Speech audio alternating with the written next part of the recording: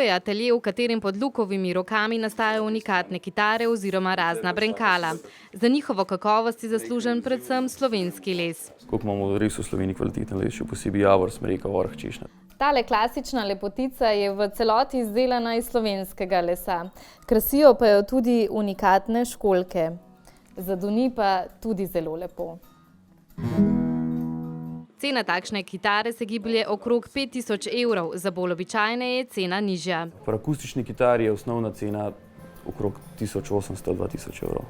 Glede na zahtevno izdelavo je cena razumljiva, saj strojev praktično ni, veliko je ročnega dela. Ker je vsako glasbilo izdelano po naročilu, je tudi čas izdelave različen. Od 3 mesece pa do pol leta odvisen od vrste kitare.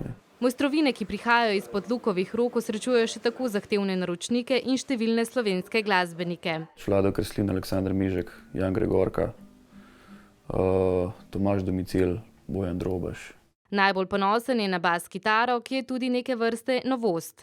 Najbolj poseben mi je bil bas kitara od Jana Gregorke. On je dal sicer idejo, kaj bi rad imel, 2 basa v enem, ko se lahko sestavil pa razstavil. Dober zvok in kakovost sežeta tudi v tujino. Zaleteljeve kitare tako srečujejo naročnike po Evropi, na Japonskem in Ameriki.